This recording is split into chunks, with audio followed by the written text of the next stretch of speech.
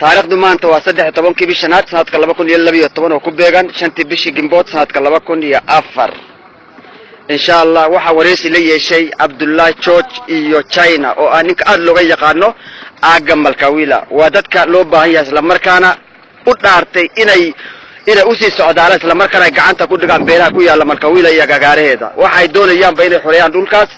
oo ay doonayaan dhulkaas inaysan mar dambaysan ku noqonin kuwii xaqdarrada ku yimid oo marka hore la sharfay balse ka baxay dhibaatooyin la yaqaano nooc walba uu ku abuuray deegaankii Garaha iyo Dirre guud ahaanba marka waxaana dusi gudbinayaa inuu afkii Garaha uu ku heeso ama wixii hal ku dhigay oo ku saabsan arintan noo soo jeediyo Abdullah George Gerar ayaanu ka sugaynaa bal inuu soo jeediyo kalkeen la fiteena la fadaamootna annaay jeesa gudatte galge garan yaadaaye aroona mikeena siraaf muusinaasaye laftite nidirre tabeese nimbinne daawae kooyana nujabe sayre rawangalankeena lafteen dooda dooginteena nu waliinarate toroobdu robolaikeena idanne sinyaara lafteena doona diyaara laftite nidirre tabeese nimbinne daawae kooyana nujabe sayre hayli injira hiliteena dibbite utun waldoofanu keeskee shafaafaataye kaduri gadhiisa kagabbaye dhayitaye hasaara jaayila gurguddoosi gaafastaye umraanaa dheeraad mutaamalkaa wiilaa dhaqe laftite nidirre tabeese nimbinne daawae kooyana nujabe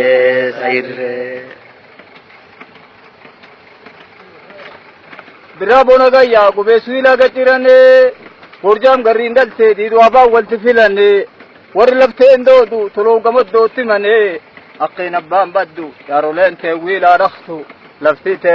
nidirre tabese nimbinne dawae kuyana nujabe sayre masul logo diya nam dibba shanta majira shana waqta rabbi namirra naqbal lejira dirre foddo jira war dirre do jira doodin duraan deemtu dubbita dhugaattu jira sabab dirreeteena gurbaa kumaa talluu jira garaa nammaatina irumaaloo baaftu jira laftite nidirre tabeese nimbinne daawae kuyana nujabe sayre gaarii kasirkaala dibbisuuraa leendiyyaara goorii keennaan binne toroobii sebendiyyaara kaargaar jalleedhaa bi toroobu kulmaanyi ilaali gaaf turbinaan gar qabiimataa keessaan dhaani laftite nidirre tabeese nimbinne daawae kuyana nujabe sayre rabbiin gaaf namuume dhiiraaf dubrum gargaruume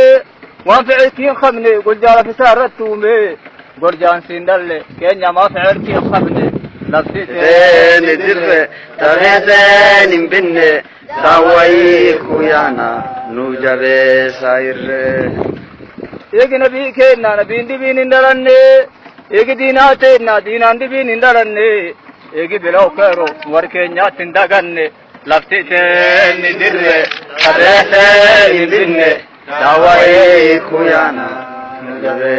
sayre hayli injirra hiliteena dibbitaye utun waldoofannu keeskee shafaafaa ta'e kadurii gadhiisa kagabbaye dhayitaye hasaara jaayila gurguddoosi gaafas ta'e umraanaa dheeraad mucaamalkaa wiilaa dhaye laftite nidirre tabeese nimbinne daawae kuyana nujabe sayre gaaf garrii baratte gaabootuuttoo tarkotatte gaaf garrii baratte gaabootuuttoo tarkotatte garrii walagarra gaabootuuttoo naasa barte galat rabbii keenna garriin dalkuu fi agarte laftite nidirre tabeese nimbinne daawae kuyana nujabe sayre